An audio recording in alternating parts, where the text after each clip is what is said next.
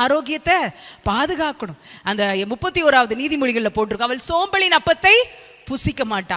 நான் முன்ன வரைக்கும் நினச்சிட்டு இருந்தேன் சோம்பலின் அப்போன்னா என்னன்னா ஒரு சாம்பாரை வச்சு அல்லது மீன் குழம்பை வச்சு ஃப்ரிட்ஜில் 1 வாரத்துக்கு வச்சு சாப்பிட்றது. சாம்பார் 1 வாரத்துக்கு ஆகுமா அப்படின்னு சொல்லி டிப்ஸ் கேட்டால் அதுக்கு கூட டிப்ஸ் இருக்குது. என்னென்னா நாங்கள் எங்கள் கிராமத்தில் வருஷத்துக்கு ஒரு முறை கோயில் பிரதிஷ்டை வைப்பாங்க. அசன குழம்பு ஒன்று வரும், அது அவ்வளோ டேஸ்ட்டாக இருக்கும் பாருங்களேன். அது பச்சை தண்ணியாக தான் இருக்கும், ஆனால் அந்த டேஸ்ட்டு அந்த வருஷம் ஃபுல்லாக சாப்பிட முடியாது. அதனால என்ன செய்வோம், குட்டி குட்டி கண்டெய்னர்லையா எடுத்து 4 கண்டெய்னரில் உள்ளே வச்சிருவோம். உள்ள ஃப்ரீசரில் வச்சுட்டு டெய்லி ஒவ்வொரு கண்டெய்னராக எடுப்போம். பச்சை பருப்பு குழம்பு தான், சாம்பார் தான், அசன குழம்பு தான் 1 வாரத்துக்கு வச்சு என்ன செய்வோம், ஊரில் இருக்கிற எங்கேயோ தொலைவில் இருக்கிறவங்க நாங்கள் சாப்பிடுவோம். அப்போது நான் இது வரைக்கும் என்ன நினச்சிட்டு இருந்தேன்னா சோம்பலின் அப்போன்னா என்னென்னு அர்த்தம், ஃப்ரிட்ஜில் வச்சு அந்த அக்கா சூடாக்கி கொடுப்பாங்க போல், அதுதான் சோம்பலின் அப்போன்னு பார்த்தேன். இப்போ ஒரு காரியம் தெரியுது, சோம்பலின் அப்போன்னா நம்மளுக்கு ஒரு ஆப் இருக்குது நம்ம ஃபோனில், ஜொமேட்டோ ஸ்விக்கி அப்படின்னு இருக்குது. நல்லா இருக்கப்பா, ஒரு விருந்தாள் வந்துட்டாங்க, ஜொமேட்டோவில் போடு, ஸ்விக்கியில் போடு, என்ன இருக்குது, யார் நியரஸ்டாக இருக்கிறான் பாரு, அதை போடு இதை போடு, எல்லாம் ஆர்டரை போட்டு நம்மளும் என்ன செஞ்சிடறோம், சேர்ந்து சாப்பிட்டுறோம். பாருங்களேன், இன்னைக்கு சோம்பலின் அப்போ எதுவா மாறிடுச்சு, ஆர்டர் பண்ணுங்க வீட்டுக்கு வந்தவொடனே எடுத்து. சில பெண்களுக்கு என்ன ஆச்சுன்னா ஆர்டர் பண்ணி பேக்கிங்காக வர்றதை கூட நம்ம வீட்டில் இன்னொரு பாத்திரத்தில் ஊற்றி அதுக்கு ஒரு கரண்டியை போட்டு அதை ஷெல்ஃப் டைனிங் டேபிள் கொண்டு வந்து மறுபடியும் அதை வேற கழுவ வேண்டியது இருக்கு. அந்த கவரோடையே தூக்கிட்டு வந்துரு, வீட்டில் பாத்திரமாவது அழுக்காகாமல் இருக்கும் அப்படின்னு கவரோடு தூக்கிட்டு வர, அந்த கவரில் இருக்கிற சால்னா அப்படியே சரிஞ்சு அந்த கெஸ்டோடைய பேண்ட்டு சட்டை சேலை எல்லாம் என்ன செய்யுது, அழுக்காக போகுது. சோம்பலின்னு அப்பமாயிருச்சு. ஸ்விக்கியில் சொமேட்டோவில் என்ன செய்கிறோம், இன்னைக்கு ஆர்டர் பண்ணுறதா மாறிடுச்சு. ஆனால் ஒரு குடும்ப பெண்மணி, ஒரு புத்தியுள்ள பெண் வீட்டில் சமைக்கிறவங்களா இருக்கணும். காலமே எழுந்து என்னென்ன இன்னைக்கு நம்ம வேலைக்கு போகணுமா, இன்னைக்கு நம்ம இந்த காரியத்தெல்லாம் செய்யணுமா, அந்த நேரத்தில் பரபரப்பா ஐயோ இப்போ ஆண்டவர் வருகை வரப்போது, டிஃபன் பாக்ஸில் ரெடி பண்ணி சோறை நம்ம கட்டிட்டு போகணும் பரலோகத்துக்கு அப்படிங்கிற மாதிரி சில வீட்டில் 8 மணிக்கு இருக்கும் பாருங்களேன். அப்படி இல்லாமல் நிதானமாக நாளைக்கு என்ன செய்யணும், பிள்ளைங்க படிக்கிற நேரத்தில் கோஸை கட் பண்ணி ஒரு கவரில் வச்சுருவோமா, காலையில் எழுந்த உடனே அதை தாளித்து கொடுக்குறதுக்கு ஈஸியாக இருக்குல்ல அப்படின்னு சொல்லி பிள்ளைகளுடைய ஹெல்த்துக்காக, பிள்ளைகளுடைய காரியத்துக்காக வீட்டில் சாப்பாடு எப்போதும் நேர்த்தியாய் சுவையாய் அதுவும் ஆரோக்கியமாய். இப்போல்லாம் என்ன வந்துருச்சு, எண்ணெயை நிறைய ஊத்துனதான் என்ன இருக்கும்னு நினைச்சிட்டோம், டேஸ்ட் வரும்னு நினைச்சிட்டோம். இந்த ஹோட்டல்ல எல்லாம் போனோம்னா ஒரு டிஷ் வைக்கிறாங்க, ஒரு இன்ச்சுக்கு என்ன இருக்குது, எண்ணெய் அப்படியே மிதக்குது. உடனே நினைச்சிட்டோம் இவன் என்ன நிறைய ஊத்துறதுனால தான் நமக்கு என்ன ஆயிடுச்சு, டேஸ்டா இருக்கு போல. அடுத்த நாள் நம்ம இவ்வளோண்டு தாளிக்க ஊத்துறதுக்கு பதிலாக இவ்வளோ ஊற்றுவோம் இல்லை. நிறைய நேரத்தில் நான் அப்படி யோசிச்சிருக்கேன், என்ன இருக்கிறதுனால தான் டேஸ்டா இருக்கோ. ஆனால் பைபிள் போட்டிருக்கு, எண்ணெயை விரும்புகிறவன் என்னதான் ஆகுது இல்லையா, என்ன தரித்திரடாவான. காசும் செலவழியும், உடம்புல கொலஸ்ட்ராலும் கூடும். கொலஸ்ட்ரால் கூடிச்சுன்னா செலவு ஆகுமா ஆகாதா, ஆகும். மருந்து மாத்திரை எண்ணெயை கூட்ட ப்ரெஷர் கூடும், கொலஸ்ட்ரால் கூடும். அது வந்தால் நானும் வருவேன்னு சுகர் சொல்லும், சுகர் வந்தால் ஐயோ நாங்களும் வரோன்னு சொல்லி ஸ்ட்ரோக் சொல்லும். ஆளாளுக்கு ஒன்று சொல்லி நம்மக்கிட்ட குடி வந்துடுவாங்க. சரியா, நம்ம கடைசியில் என்னவாயிருவோம், பேங்க் பேலன்ஸ் எல்லாம் போய் சிறுக சேர்த்து அப்பா சொல்லுவார், தின்னாமையும் கைக்கும் வாய்க்கும் பத்தாமையும். நான் பேங்க்ல போட்ட காசெல்லாம் ஒரே நாளில் ஒரு கார்பரேஷன் ஹாஸ்பிட்டலுக்கு ஒரே நாளில் இதுக்கு கொடுத்து என்ன செஞ்சிருச்சு, காலி ஆயிருச்சடா அப்படின்னு சொல்லி. எண்ணெயை விரும்புகிறவன் தரித்திரனாவான். எண்ணெய் அளவா ஊத்தினாலும் சுவையா என்ன செய்ய முடியும், சமைக்க முடியும். ஒரு குணசாலியான ஸ்திரீ கடகடன்னு அவளுடைய இருதயத்துல பல போராட்டங்கள் போனாலும் இதை செய்யின்னு சொல்லி எல்லாத்துக்கிட்டையும் ஒன்னொன்னு சொல்லி அழகா பேக் பண்ணி கழுதையில ஏத்தி நீ முன்னாடி போ, வெகுமதியை முன்னாடி போக சொல்லி பின்னாடி போகிற ஒரு அபிகாயில பார்க்கிறோம். இன்றைக்கு ஆண்டவர் சொல்லுகிறார், புத்தியுள்ள ஸ்திரீயாய் யார் குடும்பத்தை கட்ட முடியும், ஜெபிக்கிற ஒரு பெண்ணால் குடும்பத்தை கட்ட முடியும். வீட்டின் காரியங்கள் என்ன நடக்கிறது, வீட்டாருக்கு என்ன தேவை, எப்படிப்பட்ட ஆகாரத்தை கொடுக்கணும்னு பார்த்து பார்த்து பார்த்து பார்த்து செய்கிற பெண்ணா இருங்க. சோம்பலின் அப்பத்தை புசிக்கிறவங்களா இருந்துடாதீங்க. உங்க பிள்ளைகள் வாலிப பிள்ளைகளா சிறு பிள்ளைகளா இருக்கும் போதே வீட்டுல சின்ன சின்ன வேலைகளை அவங்களுக்கு செய்ய கொடுங்க. அவங்களை செய்யட்டும். அவங்க இளம் பிரயாயத்தில் நுகத்தை சுமப்பது மனுஷனுக்கு நல்லது. 17 வயது நிரம்பிய ஈசாக்கு பலியிடுறதுக்கு மோரியாக்கு கூட்டு போறாரு. அது வரைக்கும் வேலைக்காரர்கள் அந்த கட்டையை தூக்கிட்டு வாங்க. மோரியா மலை தெரிஞ்ச உடனே கட்டையை எடுத்து அந்த விறகு கட்டையெல்லாம் எடுத்து ஆபிரகாம் யாரோட தோல்ல வைக்கிறாரு, ஈசா கூட தோல்ல வைக்கிறார். ஐயோ, என் பிள்ளைய வேற நான் பலி கொடுக்க போறேன், என் பிள்ளை தூக்கலாமா? அவன் எவ்வளோ சீமான் வீட்டு பிள்ளை, வேலைக்காரன் தான் நிக்கான, எடே அங்க போய் வச்சுட்டு வந்து இங்க வந்து நில்லுடா அப்படின்னு சொல்லி இருக்கலாம். ஆனா அந்த சுமையை தூக்கி தன் பிள்ளையினுடைய தோல் மேல வைக்கிறார். இளம் பிரயாயத்தில் என் பிள்ளை நுகத்தை சுமந்துடக்கூடாது, என் பிள்ளையினுடைய இருதயம் காயப்பட்டுறக்கூடாது, அவன் ஹர்ட் ஆயிடக்கூடாது, என் பிள்ளை கஷ்டமே படக்கூடாது, போற வீட்டுல தான் அது கஷ்டப்பட போகுது, இங்கேயாவது நல்லா இருக்கட்டுமேன்னு சொல்லி தப்ப செய்ய ஒரு பெண்ணும் முடி வந்துடக்கூடாது. பிள்ளைகளுக்கு வேலைகளை கொடுங்க. எவ்வளோ பெரிய வசதிகள் உங்க வீட்டில் இருக்கலாம், வீட்டுக்கு வேலை செய்யறதுக்கு ஆள் இருக்கலாம், யார் இருந்தாலும் பரவாயில்ல, உங்க பிள்ளைங்க சாப்பிடுற தட்டை கழுவி வச்சுட்டு வா. வேலை செய்யற அக்கா சிங்க்ல பாத்திரம் கழுவிட்டு இருக்காங்க, நீனும் டம்முன்னு தூக்கி உள்ள போட்டுட்டு வராத, நீ சாப்பிட்ட தட்டை என்ன செய்ய கழுவி வச்சுட்டு வா அப்படின்னு சொல்லி எல்லா காரியங்களிலும் பிள்ளைகளுக்கு எப்படி வாழ வேண்டும் என்று நம்முடைய வாழ்க்கையின் மூலமாக கற்றுக் கொடுக்க வேண்டும். ரெண்டாவது காரியம், அபிகாயில் என்ன செஞ்சாங்க அப்படின்னு சொன்னா, சமாதானத்தை காக்கிறவளாய் இருந்தாள். என்ன செஞ்சாங்க? சமாதானத்தை காக்கிறவங்களாக இருந்தாங்க. ரெண்டு குடும்பத்துக்கு இடையே மன வேறுபாடு வந்துருச்சு, ஒரு பெரிய பிரச்சனை வரப்போகுது அப்படின்னு சொல்லி தெரிஞ்ச உடனே அபிகாயில் சமாதானத்திற்காக முதல்ல அவங்க போறாங்க. இன்றைக்கும் தேவனுடைய பிள்ளைகளாய் நாம் இந்த இடத்துல இருக்கிறோம். குடும்ப சமாதானத்திற்காக, அல்லது நம்முடைய கணவருடைய உடன் பிறந்த குடும்பங்களோடு இருக்கிற மனக்கசப்புகள் இருக்கலாம், மன வேறுபாடுகள் இருக்கலாம், கருத்து வேறுபாடுகள் இருக்கலாம், முரண்பாடுகள் இருந்து பிரிகிற ஒரு குடும்பத்துல அப்படியே ரெண்டு குடும்பமும் அப்படியே பேசாம பிரிஞ்சிருமோ அப்படிங்கிற ஒரு சூழ்நிலை வந்துச்சுன்னா, தேவனுடைய பிள்ளைகளாகிய நீங்களும் நானும், குணசாலியான பெண்களாகிய நீங்களும் நானும் சமாதானம் பண்ணுகிறவர்களாய் மாற வேண்டும். சமாதானம் பண்ணுகிறவர்கள் பாக்கியவான்கள், அவர்கள் தேவனுடைய புத்திரர் எனப்படுவார்கள். சமாதானம் பண்ணுகிறதற்கு நாம் முயற்சி எடுக்க வேண்டியதில்லை. அபிகாயில் என்ன செய்யறாங்க? ஆமா, நாபாலை பத்தி நமக்கு தெரியாது, வரட்டும், தாவீது வந்து என்ன வேணாலும் செஞ்சுக்கிட்டோம், அவர் புத்திக்கு இதுவும் வேணும் இதுக்கு மேலே வேணும் அப்படின்னு சொல்லி நினைக்காம முதல்ல அவங்க இறங்கி ஃபர்ஸ்ட் போறாங்க. அவங்க கிட்ட அந்த முரண்பாடுகள் மாற, அந்த கோபம் தணிறதற்கு ஒரு பெண்ணாய் முதலடி எடுத்து வைத்து முதல்ல அவங்க இறங்கி போறாங்க. யோசிச்சு பாருங்களேன், நம்முடைய குடும்பங்கள் கிராமங்கள்ல இருக்கிறோம், நம்முடைய உறவினர்களோட இருக்கிறோம், நிறைய நேரத்துல எல்லா குடும்பமும் சுமூகமா போகுதா? உறவுகளை அப்படியே கிட்ட கிட்ட, அதுவும் குற்றம் பார்க்கின் சுற்றம் இல்லைம்பாங்க, அதுவும் கிட்ட கிட்ட இருந்தோம் அப்படின்னு சொன்னா, கிட்ட போனா முட்டை பகை அப்படிம்பாங்க. அதுவும் ஒரே ஊருக்குள்ள கிட்ட கிட்ட இருந்தோம்னா கட்டாய பகை. நிச்சயமா அது ஒரு மன கருத்து வேறுபாடுகள் வர சந்தேகமே இல்லை, வரதான் செய்ய குடும்பம்னு இருந்தா. எல்லாரும் சுபாவம் மாம்ச சுபாவத்துல தானே இருக்கிறோம். எப்படினாலும் பிரச்சனைகள் வரும், போராட்டம் வரும், உறவுகள் விரிசல் வரும். வரும்போது முதலாவது ஒரு பெண்ணாய் அந்த குடும்பத்தின் சமாதானத்திற்காக நான் முதல்ல முன்னாடி இறங்கணும், இறங்கி போகணும். தாழ்மை இருந்தால் மாத்திரம்தான் அவங்கள வீட்டை தேடி போக முடியும். இப்போ டெக்னாலஜிலாம் வந்துருச்சு, ஏங்கா அப்படியெல்லாம் ஏமா போடணும்? இப்போ சாடுக்கு வாட்ஸ்அப்பில் ஒரு செய்தி அனுப்புகிறேன், சாரி சாரி சாரி அப்படின்னு ஒன்று அனுப்புனா கூட பரவாயில்லையே, அதை ரெண்டு விதமாக வாசிக்கலாம். சாரி சாரி அப்படின்னு வாசிக்கலாம். சாரி சாரி என்னப்பா, அவ திமுறாவை எழுதுனது போலயே அவங்க வாசிக்கலாம். ஏன்னா நீங்க ரிட்டர்ன்ல தானே அனுப்புறோம், நம்ம ரெண்டு விதமா வாசிக்கலாம். முறை இன்னும் சாரி அப்படின்னு அனுப்பியிருக்காங்களேன்னு அவங்க எடுத்துக்கலாம். சாரி அப்படின்னு நீங்க அனுப்பியிருப்பீங்க, சாரி அப்படின்னு ஒரு வார்த்தையில எப்படி சொல்லியிருக்கிறா பாரு அப்படின்னு இருக்கும்.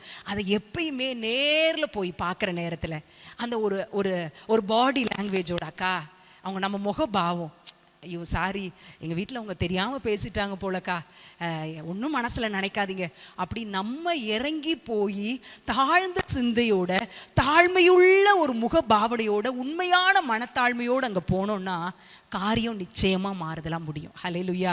முதல்ல என்ன செய்யறாங்க? இறங்கி போய் அவங்க முதல்ல போறாங்க. ஆண்டவர் சொல்றார், உனக்கும் உன் சகோதரனுக்கும் ஏதாவது பிணக்கு இருந்துச்சுன்னா பலிபீடத்துல முதல்ல உன் காணிக்கையை வச்சுட்டு என்ன செய்ய, அவன்கிட்ட போய் முதல்ல ஒப்புரவாகி பின்பு வந்து முன்பு போய் ஒப்புரவாகு. அப்போ சீக்கிரத்தில் நல்மனம் பொருந்து, முன்புன்னு இருக்கு அந்த மத்தேயு 5 அதிகாரத்துல, சீக்கிரத்தில் ரெண்டு வார்த்தையும் வந்திருக்குது. முன்பு ஒப்புரவாகணும். இன்னைக்கு இங்க இருக்கிற யாராவது, என்னாலலாம் அப்படி போக முடியாது, யாருடைய குடும்பத்திலேயாவது பிரச்சனைகள் இல்லாம இருக்குதா? யாருடைய குடும்பத்துக்குள்ளே ரெண்டு உறவுகளுக்குள்ளாக கருத்து வேறுபாடுகளால் பிரிந்து காணப்படுறோமா? இன்னைக்கு ஆண்டவர் சொல்றார், மகளே நீ உன்னைய தாழ்த்து, நீ உன்னைய தாழ்த்து. தாழ்த்தினா என்ன? கணவர்கிட்ட தாழ்த்தினா என்ன? ஒரு இரத்த உறவுகளுக்குள்ள தாழ்த்தினா என்ன? சபைகளுக்குள்ள ரெண்டு குடும்பங்களுக்குள்ள தாழ்த்தினா என்ன? வேலை பார்க்குற ஒரே வேலை பார்க்குற இடத்துல தாழ்த்தினா என்னங்க?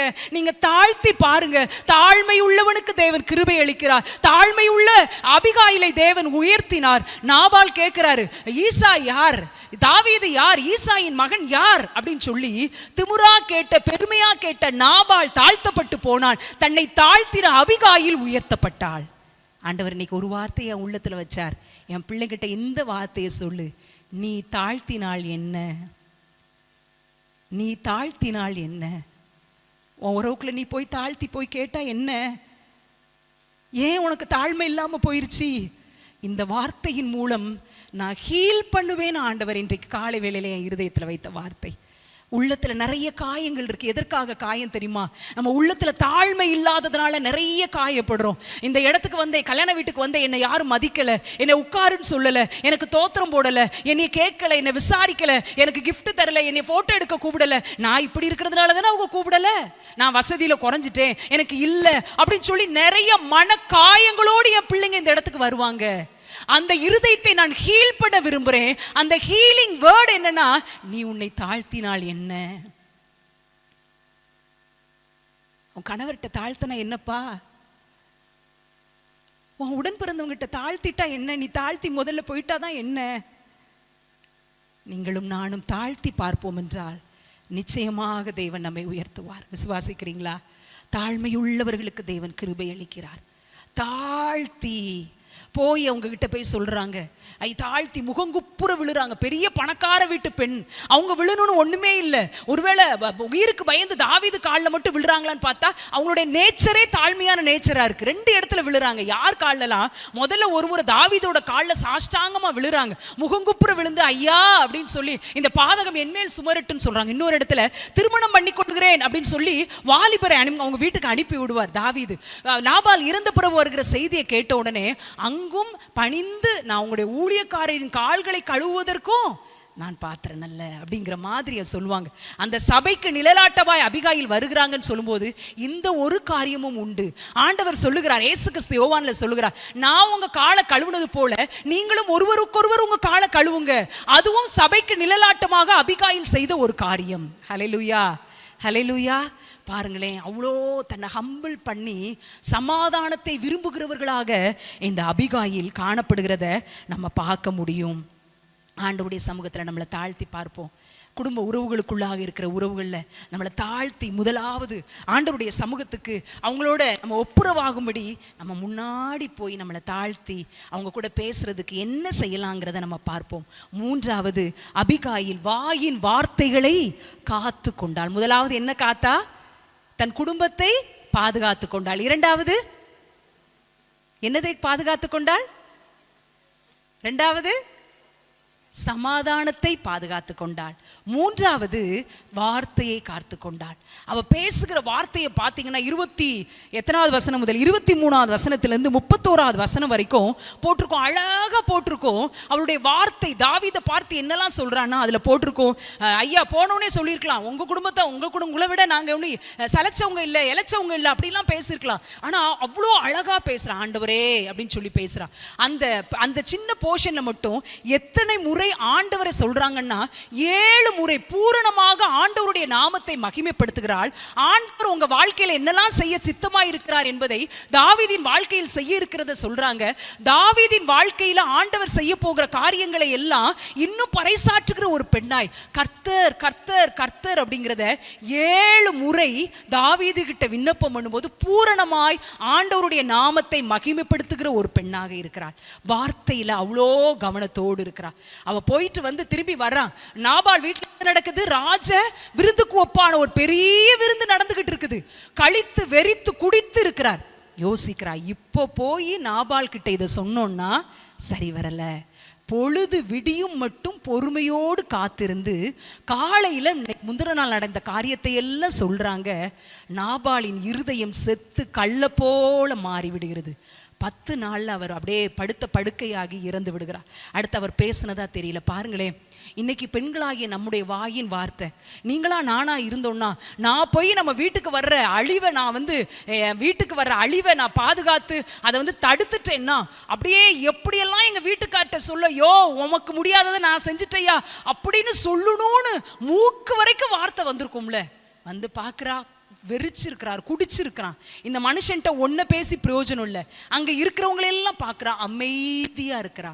இன்றைக்கு பெண்களாகிய நீங்களும் நானும் அபிகாயில் இடத்துல முக்கியமாக கற்றுக்கொள்ள வேண்டிய காரியம், சில காரியத்துல எப்பயுமே இப்போதே எனக்கு சொல்லுங்க பதில, இப்பயே சொல்லுங்க. ராத்திரி ஒரு சின்ன காரியத்துக்காக ஒரு சண்டை வந்திருக்கும், விடிய விடிய அந்த ராமாயணம் நடக்கும். இப்பவே சொல்லு, இப்பவே நீங்க சொல்றீங்களா இல்லையா? நடந்திருக்கா இல்லையா? நிறைய அக்காமார் சிரிக்கிறத பார்த்தா பரவாயில்ல, உண்மைதான் போல. என்னது இப்பவே எனக்கு பதில சொல்லுங்க, இப்ப சொன்ன ஆச்சு அப்படின்னு சொல்லி ஒத்த காலில் நிக்கிற பெண்கள் நிறைய பேர் இருக்கிறோம். காரியமா இரு, பொறுமையா இருமா, கேட்போம். இப்பவே போன் அடிங்க அவங்ககிட்ட, என்னைய இப்படி பேசினாங்களான்னு இப்பவே போன் அடிங்க அப்படின்னு சொல்லி கேட்போம். இப்பவே கொடும் நையி நையி நையி நையின்னு அறுத்து எடுக்கிற ஒரு மனைவியாய் நீங்களும் நானும் இருந்தால் நாம் புத்தி உள்ள ஒரு மனைவியாய், ஞான பெண்மணியாய் இருக்க முடியாது. ராகேல் கேட்டாங்க, யாக்கோபிட்ட கேட்டாங்க, எனக்கு பிள்ளை கூடும் இல்லை, இல்லையே சாகிறேன்றாங்க. நொய்யி நொய்யின்னு அறுத்து எடுத்தாங்க. பிள்ளைய கொடுங்க, இல்லட்டா நான் செத்து போறேன், பிள்ளைய கொடு. எவ்வளோ நேசிச்சாரோ ராகேல. அடுத்த வசனம் போடப்படுத்திருக்கு, யாக்கோபுக்கு பயங்கர கோபம் வந்துருச்சான். என்ன வந்துருச்சான்? பயங்கர கோபம் வந்துருச்சு போடப்படுது. நையி நையின்னு அரிச்சு எடுக்கிற ஒரு பெண்ணா இருக்கக்கூடாது. வாயின் வார்த்தையில கவனத்தோடு இருக்கணும். நம்ம பேசுகிற வார்த்தை அது கவனமாய் பேசுகிற வார்த்தையாய் இருக்க வேண்டும். ஆண்டவர்கிட்ட கேட்கணும், ஞானமா பேசணும். நல்மணம் பொருந்தும்படி போறாங்க. அந்த அபிகாயில் ஜெபத்தோடு ஆயத்தம் பண்றாங்க. எல்லாத்தையும் ஆயத்தம் பண்றது எதுக்கு சமம்னா பிரேயர். ஆண்டவரே நான் அவர்கிட்ட பேச போறேன், ஞானமான வார்த்தைகளை பேசணும், ஞானம் இல்லாம பேசிடக்கூடாதுன்னு சொல்லி ஜோமணி ஆயத்தம் பண்ணி ஒரு மனிதனிட்ட போறது போல ஞானமுள்ள வார்த்தைகளை பேசுகிறவர்களாக நீங்களும் நானும் இருக்க வேண்டும். ஒரு நாளைக்கு நிறைய வார்த்தைகளை பேசுறது யாரா அப்படின்னா பெண்கள் தானா. நம்ம வார்த்தையில ஈஸியா எல்லாத்தையும் என்ன செஞ்சிடலாம், உடைச்சி தள்ளிடலாம். ஒரு சுவையான ஒரு சம்பவத்தை சொல்லுவாங்க. இங்கிலாந்து தேசத்தின் பிரதமரா வின்சன் சர்ச்சில் அப்படிங்கிற ஒரு மனுஷர் இருந்தார். அவர் இருக்கும்போது ஒரு அரசியல்ல ஒரு சின்ன ஒரு மீட்டிங் நடக்குது. அப்போ எதிர்கட்சியில ஒருத்தங்க லேடி ஆஸ்டர் அப்படிங்கிற ஒரு பெண்மணி இருக்கிறாங்க. ரெண்டு பேரும் அது குழுவா நடக்கிற ஒரு காரசாரமான ஒரு பேச்சு நடந்துகிட்டே இருக்குது, பயங்கரமா போகுது. போனோடனே லேடி ஆஸ்டர் வந்து கோபத்துல சொல்றாங்க, வின்சன் சர்ச்சில பார்த்து சொல்றாங்க, நீங்க மட்டும் எனக்கு கணவரா வந்திருந்தீங்கன்னா டீல விஷம் கலங்கி தந்திருப்பேன் அப்படின்ட்டு வின்சன் சர்ச்சில் பார்த்து சொன்னாங்களாம். சொன்ன உடனே அவர் ஒரு நொடி கூட தாமதிக்காம சொல்றாரு, எம்மா நீ மட்டும் மனைவியா வந்திருந்தா நானே வாங்கி குடிச்சிருப்பேம்மா அப்படின்னு சொன்னாராம். பாருங்களேன், மனுஷருடைய பேச்சு நிறைய பேர் புரிஞ்சிருச்சா? அக்கா சொல்றாங்க, நீர் மட்டும் எனக்கு புருஷனா வாச்சிருந்தீங்க டீல விஷங்களுக்கு உங்களை சாகடிச்சிருப்பையா அப்படிங்கிறாங்க. அவர் சொல்றாரு, எம்மா நீ மட்டும் மனைவியா வந்திருந்தா நானே, நீ தராம கையில இருந்து கப்பன் சாசரை வாங்கி நானே குடிச்சு செத்து போயிருப்பேம்மா அப்படின்னு சொல்றாரு. பாருங்களேன், வார்த்தை எவ்வளோ வேதனை உள்ள அம்புள்ள வார்த்தையா வருகிறது. இன்னைக்கு வாயின் வார்த்தைகளுக்கு நாம் கணக்கு கொடுக்க வேண்டும் என்பதை மறந்துடக்கூடாது. இப்பவே எனக்கு பதில் தெரியணும், இப்பவே அவங்ககிட்ட போய் பேசுங்க, இப்பவே இதுக்கான நியாயத்தை தெரியணும் அப்படின்னு பிடிச்ச பிடிக்குள்ள ராவெல்லாம் சண்டை போடுற மனைவியா இருந்தா புத்தியுள்ள ஸ்திரியா நம்ம இருக்க முடியாது. ராவெல்லாம் அபிகாயில் அப்போ என்ன செஞ்சிருப்பாங்க?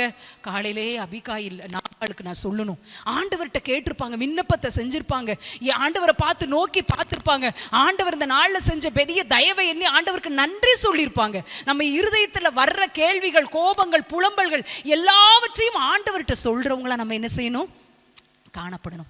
3 காரியங்களை அபிகாயில் காத்து கொண்டாள். வீட்டை காத்து கொண்டாள், குடும்பத்தை பாதுகாத்து கொண்டாள், சமாதானத்தை பாதுகாத்து கொண்டாள். 3வது வாயின் வார்த்தைகளை பாதுகாத்து கொண்டது நிமித்தம் இன்றைக்கு வரைக்கும் பேசுகிற ஒரு பெண்மணியாயிருக்கிறார். நிறைய பேர் சொல்லுவாங்க, அபிகாயில் எப்படி கணவனுக்கு சொல்லாமலேயே தாவீதை சந்திக்க போயிட்டாங்களே, அது தப்பு தானே, அப்படி போயிருக்க கூடாதுல்ல அப்படின்னு சொல்லுவாங்க. அது தப்பு அப்படின்னு சொல்லி பைபிள் நமக்கு என்ன செய்யல, போடவே இல்லை. அதிலிருந்து ஆண்டவர் காரியங்களை நமக்கு கற்றுக் கொடுத்து கொண்டுதான் இருக்கிறார் ஒழிய அவள் செய்தது தப்புன்னு என்ன செய்யப்படலை, போடப்படலை. அப்படிப்பட்ட ஒரு கணவருக்கு எதை மறைக்க வேண்டும், எதை எப்பொழுது எப்படி பேச வேண்டும் என்று அந்த அபிகாயில் அறிஞ்சிருந்தாங்க. இன்றைக்கு உங்க முன்னாடி நிற்கிற நானும் வாழ்க்கையில அபிகாயில் எப்படி வாழ்க்கையின் மிகப்பெரிய ஸ்ட்ரகிள் மத்தியில எப்படி ஆண்டவரை பிடித்து கொண்டு தன்னுடைய வாழ்க்கையை வசந்தமாக மாற்றிக்கொள்ள ஆண்டவர் உதவி செஞ்சாலோ, அதே போல உங்க முன்னாடி நிற்கிற நான் என்னுடைய இளம் பிரயாயத்துல 17 வயது இருக்கும் போதெல்லாம் பெரிய ஸ்ட்ரகிள், வாழ்க்கையில மிகப்பெரிய போராட்டம் தான் சொல்லணும். என்ன செய்யணும்னு தெரியல, திக்கற்ற, அதாவது சுற்றிலும் இருள் சூழ்ந்த ஒரு நிலையில நிற்கும் போது நான் ஆண்டவரை பிடித்து கொண்டேன், ஆண்டவருடைய பாதத்தை நான் பிடித்து கொண்டேன். அவருடைய காலை பிடிச்சுக்கிட்டேன். என்னம்மா ரொம்ப சொல்றியே, என்னமா உன் வாழ்க்கையில் பிரச்சனை அப்படின்னு சொன்னா சுருக்கமாக என் சாட்சியை சொல்லி நான் முடிக்கிறேன். 17 வயதில் நம்ம கிறிஸ்தவ கிராமங்களில் பிறந்த எல்லா வீட்லேயும் ஒரு டீச்சர் இருப்பாங்க. வீட்டுக்கு ஒரு மரம் வளர்ப்போம் மாதிரி எங்கள் ஊரில் வீட்டுக்கு ஒரு டீச்சர் இருப்பாங்க. அப்போலாம் அவங்கள பார்த்த உடனே நம்ம டீச்சர் ஆகணும் அப்படிங்கிறது என் ஆசையாக இருந்துச்சு. நம்ம ஒரு டீச்சர் ஆகணும்னு நினச்சி ஏம் பண்ணி படித்தேன். +2 மார்க் எடுத்தேன். அப்போது டீச்சர் ட்ரைனிங்காக எங்கள் டயசிஸ்லலாம் போடணும், என்னென்னலாம் செய்யணும் எல்லாம் போட்டு ஆயத்தமாக இருந்தனால என்னுடைய தாயார் படுத்த படுக்கையை, பக்கவாத வியாதி வந்து படுத்த படுக்கையாக மாறிட்டாங்க. அப்போ எனக்கு வயது 17. அப்போது படிக்க போகணும் அப்படிங்கிற எண்ணங்கள் எல்லாம் முற்றிலும் மூடப்பட்டு விட்டது. கதவுகள் எல்லாம் அடைக்கப்பட்டுருச்சு. எப்படி ஒரு பிள்ளையா, ஒரு பெண் பிள்ளையா, எப்படி நான் தாயாரை படுத்த படுக்கையாக இருக்கிற தாயாரை விட்டுட்டு நான் எப்படி படிக்க போக முடியும், ஏன் எதிர்காலம்னு நான் எப்படி நினைக்க போக முடியும் அப்படின்னு நினச்சி அவர்களோடு இருந்து அவர்களுக்குரிய காரியங்களை செய்ய ஆண்டவர் எனக்கு அன்றைய நாளில் ஒரு எண்ணத்தை கொடுத்தாங்க. அப்போ கொடுக்கும்போது நான் ஒரு கிறிஸ்தவ கிராமத்தில் தான் பிறந்தேன். எல்லாத்துக்கும் ஜோமனி முடித்தாலும் 5 நிமிஷத்துக்கு மேலே ஜோமனை தெரியாது. அப்போது அன்னைக்கு இருக்கிற சூழ்நிலைகள் மிக கடினமான சூழ்நிலை. அப்போ என்ன செய்யன்னு எனக்கு தெரியல. அப்போ நான் ஆண்டவர்கிட்ட சொன்னேன், ஏசப்பா நான் உங்களை இன்னும் அதிகமாக நெருங்கி பிடிச்சாலே ஒழிய என் வாழ்க்கையினுடைய காரியங்களை நான் ஒவ்வொரு நாளையும் டே டு டே லைஃப்பை கூட எனக்கு தள்ள என்னால் முடியாது ஆண்டவரே அப்படின்னு சொல்லிட்டு ஒரு அலாரம் கிளாக்கில் 3 மணிக்கு விடிய காலம் அலாரம் வச்சேன். அலாரம் வைத்து அலாரம் அடிச்சிச்சு. யார் இல்லாத ஒரு ரூம்குள்ள கதவை மூடி முழங்கால் போட்டு ஏசப்பாட்ட சொன்னேன், பரமண்டலங்களில் இருக்கிற எங்கள் பிதாவே அப்படின்னு சொல்லி ஃபார்மலாக நான் ஜெபிக்க ஆரம்பிச்சேன்னா எனக்கு 5 நிமிஷத்துக்கு மேலே ஜெபிக்க தெரியாது. ஆண்டவரே இன்னைக்கு நான் ஒன்று சொல்கிறேன், ஆண்டவரே இந்த 2 பேர் உட்கார்ற அளவுக்கு இந்த போர்வையை விரிச்சுக்கிறேன், நான் ஒரு பக்கத்தில் உட்காந்துக்கிறேன், நீங்கள் இன்னொரு பக்கத்தில் உட்காந்துக்கோங்க, எதெல்லாம் என் உள்ளத்தில் கவலையாக இருக்குதோ அதெல்லாம் உங்ககிட்ட சொல்கிறேன் ஆண்டவரே அப்படின்னு சொல்லி 2 பேர் உட்கார அளவுக்கு போர்வையை விரிச்சுக்கிடுவேன். விரிச்சுட்டு ஏசப்பாட்ட சொல்வேன், ஏசப்பா எனக்கு இந்த சமையல் செய்யணும், அதெல்லாம் எனக்கு செய்ய தெரியாது ஆண்டவரே, அப்போ தான் பரீட்சை எழுதி ரிசல்ட் வந்திருக்குது, அது வரைக்கும் ஒன்றும் சமைச்சதில்லை, இதெல்லாம் எனக்கு செய்ய தெரியாதுப்பா. எங்கள் அண்ணன் மாதிரி வேலைக்கு போகிற அண்ணே, கடைக்கு போகிற அண்ணே, அப்பா இவங்களுக்கெல்லாம் நான் எல்லா நேரமும் சமைக்குமே, எனக்கு அதெல்லாம் சமைக்க தெரியாது, ஏசப்பா எனக்கு நீங்கள் உதவி செய்வீங்களா அப்படின்னு சொல்லி கேட்பேன். இன்னும் இருதயத்தின் பாரங்கள் அதிகமாகும் போது படிக்க போக முடியலையே, அதை செய்ய முடியலையே அப்படின்லாம் நினைக்கும் போது ஆண்டவர்கிட்ட சொல்வேன், ஏசப்பா கொஞ்ச நேரம் உங்கள் தோளில் நான் சாஞ்சிக்கிட்டுமா, உங்கள் மடியில் நான் படுத்துக்கிட்டுமா, தாய்மடியில் தவழுகின்ற குழந்தையை போலன்னு ஃபாதர் பாடியிருக்கிறாங்களே, உங்கள் மடியில் நான் படுத்துக்கிட்டுமா அப்படின்னு சொல்லி பேசுவேன். இன்னும் ஹைட் அண்ட் வெயிட்டாக இருக்கிற எங்கள் அம்மாவை ஒவ்வொரு முறை பிசியோதெரபிக்கு ஒவ்வொரு கடமைகளுக்கும் தூக்கி சின்ன பிள்ளையான என் நெஞ்செல்லாம் வலிக்கு சாமி, நான் தூக்குறப்போ நீங்களும் ஒரு கை எனக்கு கொடுத்துக்கிடுவீங்களா ஏசப்பா அப்படின்னு சொல்லி கேட்பேன். வைக்கிற உப்புமா கூட உதிரியா வரணும் ஆண்டவரேன்னு சொல்லி நான் ஜோமனி செஞ்சிருக்கிறேங்க. சின்ன சின்ன சின்ன சின்ன காரியங்கள்ல ஏசப்பாட்ட ஜோமனி அன்னைக்கு இருக்கிற பிரச்சனை, காரியம், கதை, நாளைக்கு என்ன ஆகுமோன்னு எனக்கு பயமா இருக்கு, இதெல்லாம் நான் செஞ்சு முடிச்சிருவேனான்னு எனக்கு பயமா இருக்கு, அடுத்த வருஷத்துக்குள்ள எங்க அம்மாவுக்கு சுகமாயிருமா, நான் டீச்சர் ட்ரைனிங் படிக்க போயிருவேனா, இப்படி 1000 கேள்விகள், புலம்பல்கள், வேதனைகள் எல்லாவற்றையும் ஆண்டவர்கிட்ட மணிக்கணக்கா சொல்லுவேன்.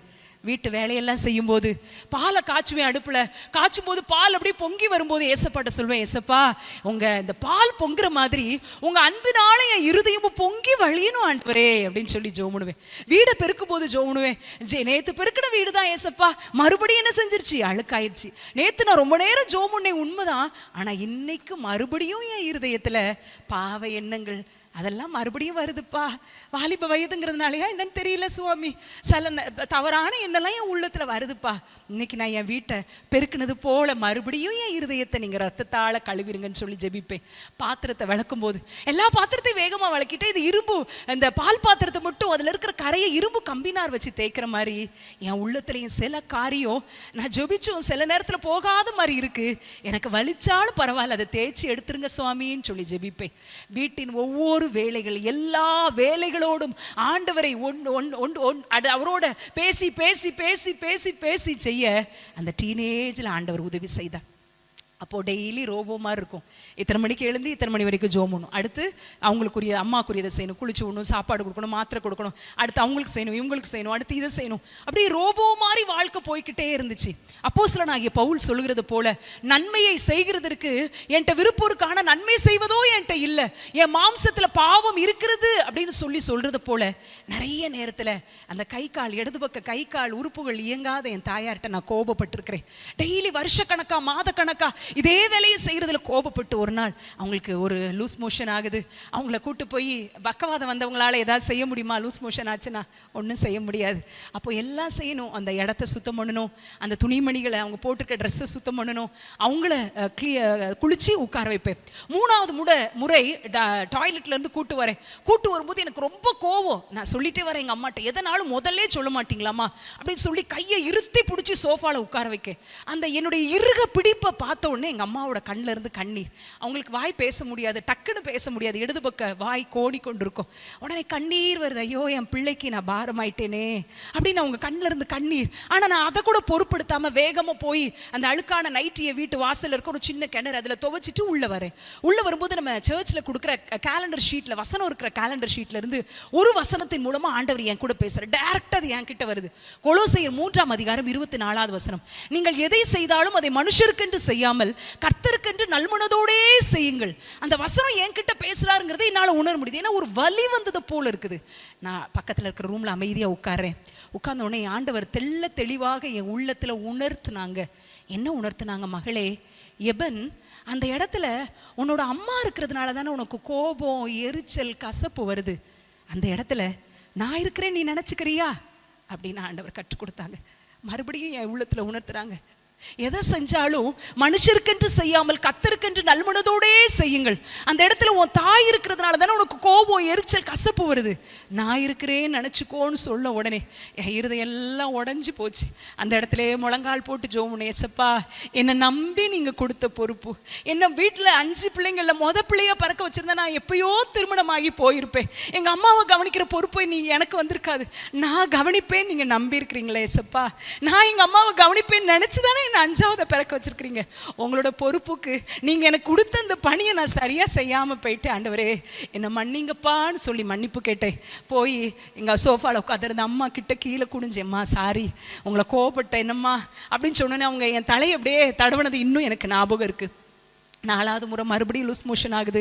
அந்த அழுக்கான கால்களெல்லாம் தேய்ச்சி கப்பில் தண்ணி ஊற்றி கழுவும் போது எனக்கு எப்படி யோசனை, இது எனக்காக சிலுவை சுமந்து கொல்கதா மலைக்கு சென்ற ஏசப்பாவோட காலு அப்படின்னு சொல்லி நான் கழுவி அவங்கள எல்லாம் ட்ரெஸ் பண்ணி உட்கார வைக்கிறேன். அப்போது ஒரு உள்ளத்தில் ஒரு சந்தோஷம் வந்தது தெரியுமா? அப்படி ஒரு சந்தோஷம். அது நடந்து ஒரு 25-26 வருஷம் இருக்கும். அப்படி ஒரு சந்தோஷம் என் உள்ளத்தில் வந்தது இல்லைங்க இத்தனை ஆண்டுகள். அவ்வளோ ஒரு சந்தோஷம். அப்போதான் தெரிஞ்சிது, தேவனுடைய சத்தத்தை கேட்டு அவர் சொல்லுபடி கேட்டாலே நமக்கு ஒரு பெரிய சந்தோஷம். எங்க அம்மாவுக்கு சுகம் கிடைக்கல, அவங்க நடந்துட்டதுனால வந்த சுகம் கிடையாது, அவங்களுக்கு நான் செஞ்ச ஒரு சின்ன கடமை, அதை பரலோகம் பார்த்து சந்தோஷப்பட்டது என் உள்ளத்துல மிகப்பெரிய சமாதானத்தை ஆண்டவர் கொடுத்தார். அப்படி ஆண்டவர் ஒவ்வொரு நாளும் நடத்தினாங்க. மணி 2-2:30 ஆகும், சாப்பிடணும்னு சோறு போடுவேன். அப்போ எங்கள் அம்மா ஆக்ஷனில் கூப்பிடுவாங்க பாத்ரூம் போகணுன்னு. போய் எனக்கு யோசிப்பேன், இவ்வளோ நேரம் நம்ம வேலை செஞ்சோமே, நம்ம பிள்ளை சாப்பிட்டுட்டு வரட்டோன்னு ஏன் அம்மா யோசிக்கல நினச்ச உடனே அவங்க உட்காந்துருக்க இடத்துல அந்த சேரில் வெள்ளை ட்ரெஸ் போட்டு ஏசப்பா உட்காந்துருந்தா என்ன செய்வாங்க யோசிப்பேன். நான் என்ன செய்வேன்? ஏசப்பா உட்காந்து என்னை கையை காட்டி இப்படி கூப்பிட்றாங்கன்னா நான் என்ன செய்வேன்? தட்டை கிச்சனில் வைப்பேன், கையை கழுவேன். அவங்களுக்குரிய காரியத்தை செய்ய உதவி செஞ்சார். ஆண்டவருடைய கிருபை நாள் 7-8 வருடங்கள், கிட்டத்தட்ட 8 ஆண்டுகளாக கொலோசையர் 3ஆம் அதிகாரம் 24ஆம் வசனம், ஒரே வசனத்தின் மூலம் சிறுபிள்ளையாய் ஆவிக்குரிய வாழ்க்கையில வளராதவளாய் வசனத்தின் அறிவு இல்லாதவளாய் இருந்த என்னிடத்துல ஒரு சின்ன பிள்ளைக்கு கற்றுக் கொடுக்கிறத போல கற்றுக் கொடுத்து ஆண்டவர் அழகாய் வழி நடத்தி வந்தார். படிக்கணும், ரொம்ப படிக்கணும்னு ஆசைப்படுவேன், அதை படிக்கணும் இதை படிக்கணும்னு ரொம்ப ஆசைப்படுவேன். மத்தியானம் சாயங்காலம் ஆச்சுன்னா ஃப்ரீ டியூஷன் பிள்ளைங்களுக்கெல்லாம் கூட்டிகிட்டு வந்து உட்காந்து சொல்லிக் கொடுப்பேன். எனக்கு படிக்கணும் அப்படிங்கிறது ரொம்ப பிடிக்கும்.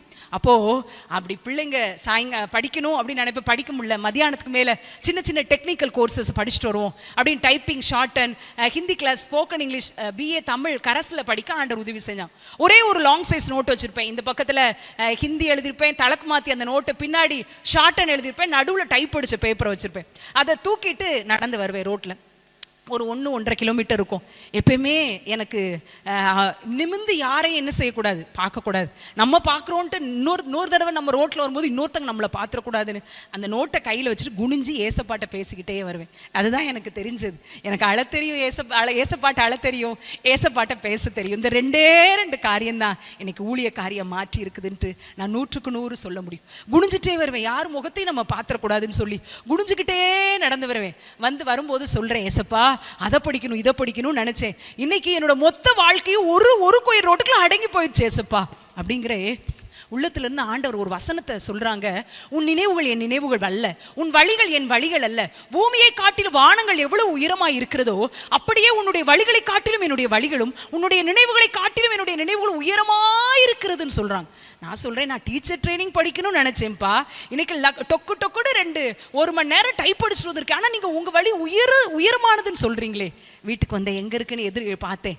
ஏசாயா 55 அதிகாரம். ஏசாயா 55வது அதிகாரத்துல அந்த ஒவ்வொரு முறை திறக்கும் போதும் அதை திறந்து வச்சிருப்பேன். கண்ணீரினால் அந்த வசனத்தை நான் அடையாளம் விடுவேன். கண்ணீர் சிந்தி சிந்தி தேவன் எனக்கு கொடுத்த வாக்குத்தத்தத்தின் மேலே என் கண்ணீர் துளிகள் விழுந்த ஒரு நாள் ரொம்ப நேரம் அழுது இந்த பக்கம் நனைஞ்சு போச்சியா, உடனே மூட முடியாது அப்படின்னு சொல்லி 4 கல்லை வச்சுட்டு நான் வந்தது இன்னைக்கு எனக்கு ஞாபகம் இருக்குது.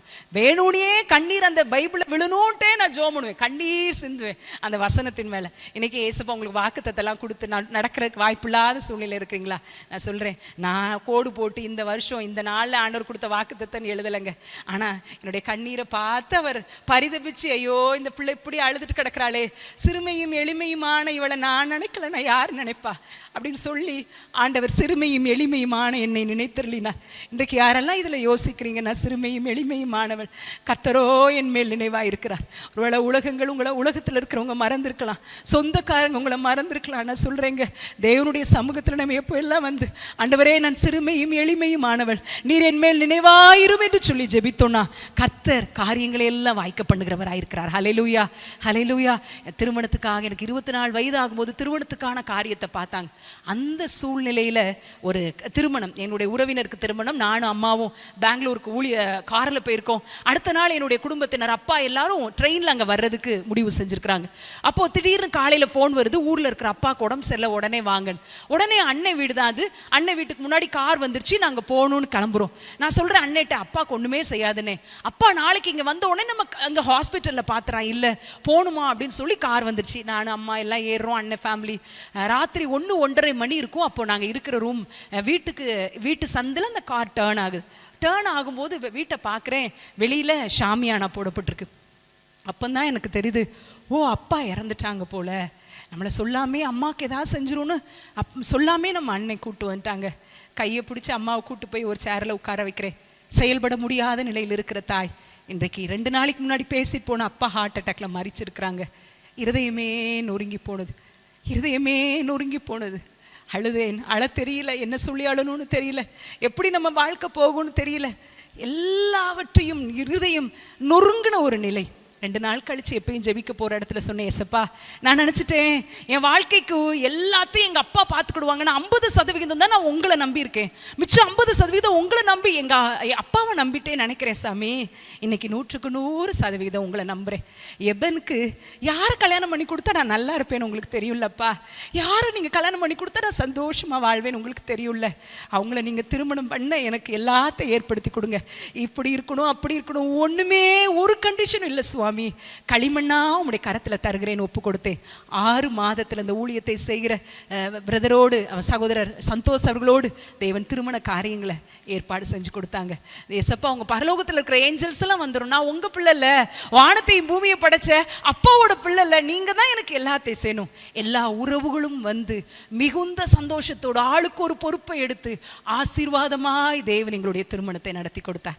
இன்னைக்கு நான் யோசித்து பார்க்கிறேன், எத்தனை நாள் நான் ஏசப்பாட்ட ஜோம்னு இருக்கேன், 4 சுவத்துக்குள்ள என் வாழ்க்கை, 4 சுவத்துக்குள்ள என் வாழ்க்கைங்கிற வார்த்தையை எத்தனை நாள் நான் சொல்லியிருப்பேன். ஆனா இன்னைக்கு வாரத்துக்கு ஒரு ஊருக்கு கூட்டு போறாரையா, வாரத்துக்கு ஒரு மாவட்டத்துக்கு கூட்டு போறாரே, எல்லாரையும் பாருப்பா, உன் நினைவு நீ இப்படிதானே நினைச்ச, உன் நினைவை காட்டில என் நினைவு எவ்வளவு பெருசு நீ பாரு அப்படின்னு சொல்லி ஒவ்வொருவரையும் காண உதவி செஞ்சிருக்கிறார் ஐயா. இன்றைக்கும் நான் சொல்கிறேன், ஒரே ஒரு காரியத்தை மனதில் வைத்துக் கொள்ளுங்கள், நீங்கள் கடந்து வருகிற பாதை எவ்வளவு கடினமா இருந்தாலும், உங்களுக்கு நியமிக்கப்பட்ட ஒரு லேன், ஒரு ஓட்ட பாதை எவ்வளவு மோசமானதா இருந்தாலும், தேவ கிருபையை பெற்றுக்கொண்டு கற்றுக்கொண்டு பெண்ணாய் இருந்து ஆண்டவருடைய பாதத்தை மாத்திரம் பிடித்துக் கொள்ளுங்கள், அவருடைய பாதத்தை மாத்திரம் பிடிச்சு கொள்ளுங்க. எங்க அம்மா ஒரு நாள் சொல்றாங்க, சாயங்காலம் நான் ராத்திரி எல்லாம் ஜோம் பண்ணியிருக்கேன், விடிய காலம் ஜோம் பண்ணியிருக்கேன். அவங்க சொல்றாங்க, ஒரு நாள் சொல்றாங்க, பாப்பா நான் திடீர்னு உட்கார்ந்துகிட்டு இருந்தேன், எனக்கு ஒரு சின்ன கனவு மாதிரி வந்துச்சு. கட்டில உட்கார்ந்து இருக்கிறாரு, ஏசப்பா காலுன்னு மட்டும் தெரியுது. அந்த காலை நீ பிடிச்சுக்கிட்டு அழுதுகிட்டே இருக்கிறம்மா, ஏம்மா இன்னும் உனக்கு கவலையா இருக்குதா அப்படின்னு சொல்லி என் தாயார் கேட்டாங்க. ஆண்டவர் அவங்களுக்கு காட்டுறோம், உன் பிள்ளை என் காலை பிடிச்சிருக்கிறா, நான் அவளை நான் கைவிடவே மாட்டேன். நீ நினைக்கிற என் பிள்ளை படிக்க போக முடியலையே நினைக்கிறேன், நீ என் பிள்ளை என்னையே கவனிச்சுக்கிட்டு இருக்கனால அவளுடைய எதிர்காலம் எப்படி ஆகுமோ நினைக்கிறேன், உன் பிள்ளை ஏன் காலை பிடித்து கொண்டிருக்கிறாள்னு ஆண்டவர் சாயங்காலத்துல காட்டினதா என் தாய் என்னிடத்துல சொன்னாங்க. எனக்கு சந்தோஷம். நான் நினைக்கிறேன் ஏதோ ஆண்டவர் கால் கிட்ட உட்கார்ந்துருக்கிறதோ நம்ம நினைக்கிறோமோ, ஆண்டவரே சொல்லிட்டாரு நீ அவருடைய காலை எப்படி அபிகாயில் தாவீதினுடைய பாதத்துல விழுந்தாளோ அப்படியே நீங்களும் நானும் நம்முடைய குடும்பத்தின் பாதுகாப்பிற்காக, நம்ம பிள்ளைகளின் பாதுகாப்பிற்காக, நம்முடைய உடைக்கப்பட்ட வாழ்க்கைக்காக, சிறுமையும் எளிமையுமான நம்முடைய நினைவுகள், நம்முடைய வாழ்க்கைக்காக ஆண்டவர் பாதத்தை பிடிச்சு பாருங்க. எத்தனை வயசானாலும் பரவாயில்ல, எத்தனை மோசமா இருந்தாலும் உங்க பிரச்சனை பரவாயில்லைங்க, ஆண்டவரை பிடித்து பாருங்கள். கர்த்தரிடத்தில் அன்பு கூறுகிறவர்களுக்கு சகலமும் நன்மைக்கு ஏதுவாக நடக்கிறது என்ற வார்த்தை எவ்வளவு உண்மை என்பதை நிரூபிக்கிறதற்காக ஆண்டவர் இந்த இடத்துல வச்சிருக்கிறார். நிச்சயமாய் உங்கள் வாழ்க்கையும் அப்படியே சொல்லும். உங்கள் குடும்பத்தை பாதுகாக்கிற காரியம் தேவனுடைய பாதத்தை பிடிச்சா போதும், எப்பேற்பட்ட காரியத்தையும் நீங்கள் சாதிக்க முடியும். அபிகாயிலை போல, உங்கள் முன்னாடி இருக்கிற என்னுடைய வாழ்க்கையை போல இதுவரைக்கும் செய்து கொண்டே இருப்பீங்க, இனியும் தேவன் செய்ய அருள் புரிவாராக. ஜெப வாழ்க்கை மாறணும். ஐயோ எனக்கு நேரம் இல்லையே, முழங்கால் போட்டு ஜெபிச்சாதானே, என்ன வேலை செஞ்சாலும் ஜெபிச்சுக்கிட்டே இருங்க.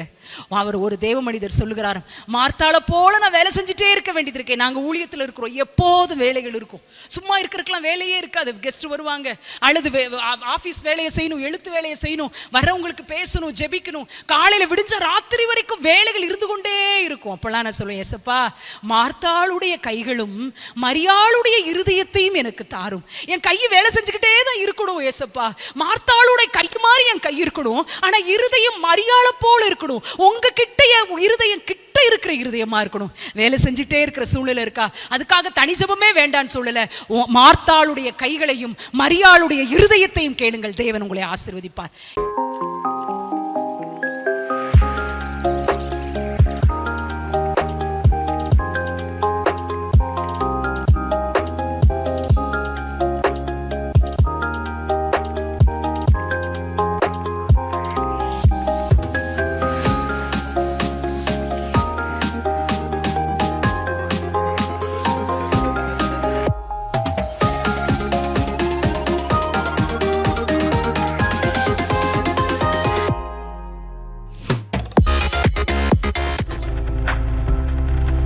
நீங்கள் பார்த்து கொண்டிருப்பது உங்கள் ஜாய் டிவி. உங்கள் துக்கம் சந்தோஷமாய் மாறும்.